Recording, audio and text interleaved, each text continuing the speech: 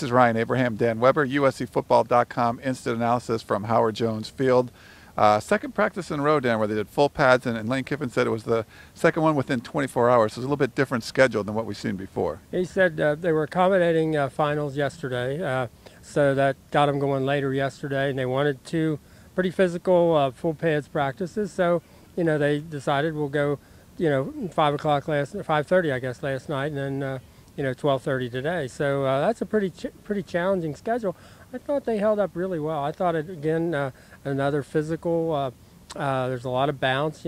Guys are running really well. I the time off has helped.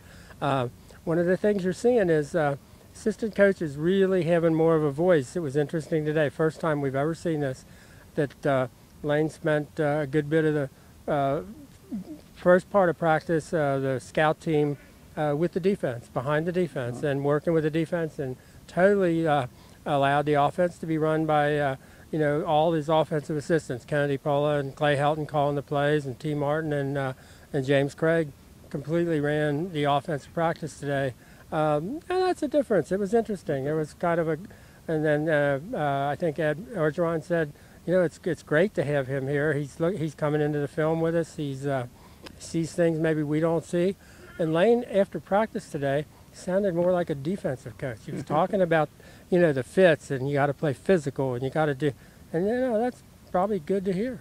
Yeah, definitely different than what we've heard during the season, at least. One of the challenges he mentioned today was just getting the scout team, the service team, up to speed, trying to run that triple option. Right, and I think Coach Orgeron thought they improved immensely today. I was watching yesterday. They were kind of trying to take what they'd seen on film or on paper and putting it into practice. Today they were really running well. Robert Mojica, a tailback running that Georgia Tech quarterback spot. But I thought what was really good is you see the defense filling in and flying to the ball, flying to their reads and their assignments.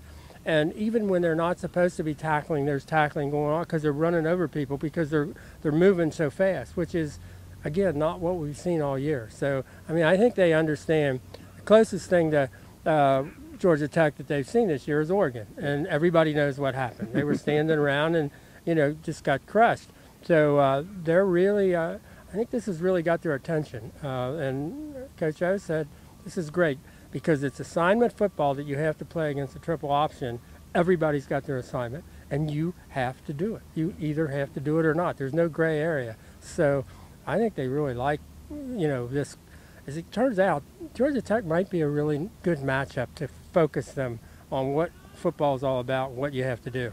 All right, and one last thing. We got to see Darreus Rogers, who was going to be incoming freshman last year.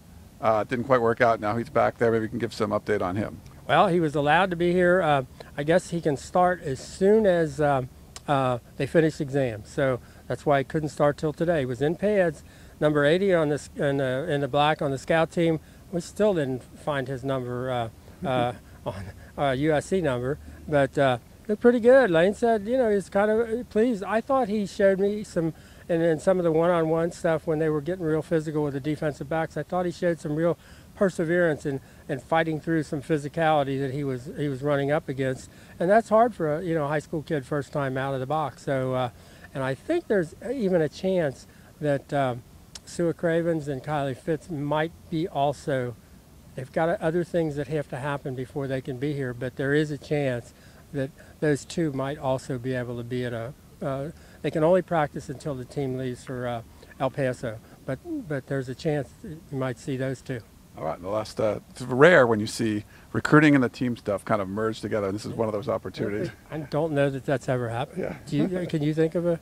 No, usually we see them in the summer. The guys will come out and practice with the team for the first time, but actually officially practice on a bowl scenario, we haven't seen that before. And we have not, no. So that would be real interesting. So I guess there's a chance. I think they have more hoops to jump through. I guess Darreus was already cleared well in advance, and he just had to wait till school ended. These guys still have other hurdles that they still have to go through to clear everything for the NCAA. All right, well, thanks, Dan, for the update. For Dan Weber, this is Ryan Abraham. Make sure to check out USCFootball.com for more.